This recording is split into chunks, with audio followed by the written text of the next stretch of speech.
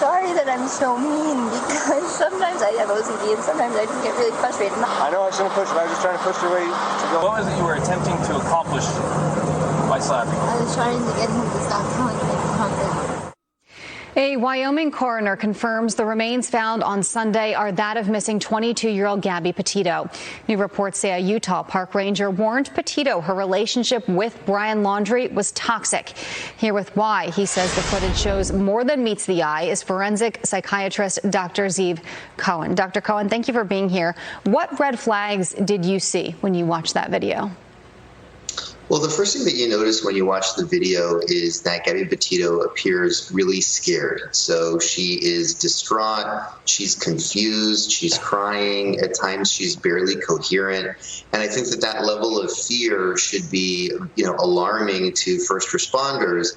And there's a real disconnect between how she's presenting, where she's so scared, and Brian Laundrie, who appears relaxed, rather cold, I would say, and even is joking with police officers. You know, we heard the 911 call. We got audio of that in the recent days.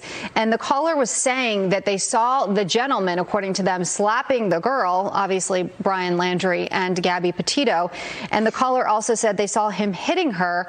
You pair that with what we heard from Gabby on that video that you're seeing on your screen, and she's apologizing, saying that she can sometimes be mean and that she has OCD. What do you think of her putting a lot of blame in that video anyway on herself? So that was the other thing that was really apparent, which was that from the beginning she seems to try to minimize the incident and to take the blame for the incident. And that really is striking because she's the one who appears really scared and upset. So you have a very scared, upset young woman. She's barely coherent at times. She can't even string a sentence together, and she keeps blaming herself. And that really is something that fits the profile of a domestic abuse victim. Yeah, that's disheartening to hear for sure.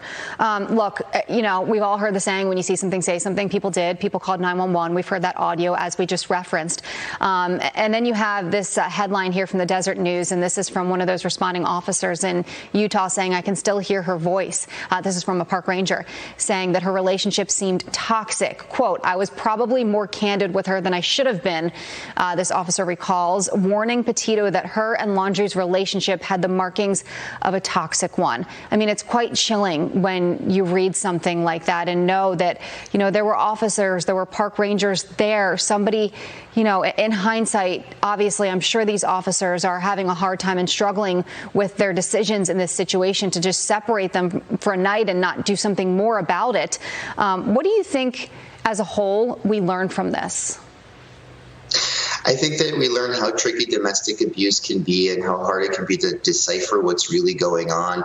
I think we also learn, though, that, often not extensive enough steps are taken to try to separate the parties to a domestic abuse. And unfortunately, this is why, sometimes we have really bad outcomes in domestic abuse cases. I think it's striking in this case that the outcome is that Gabby is labeled as the aggressor on the basis of incomplete information.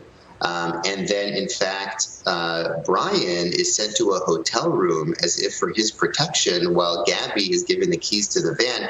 And even as they give her the keys to the van, she's crying, saying she doesn't know how to drive the van. So I found that quite distressing at the end of the video.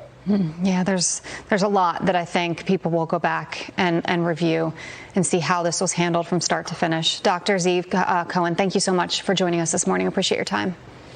Good to be here. Todd.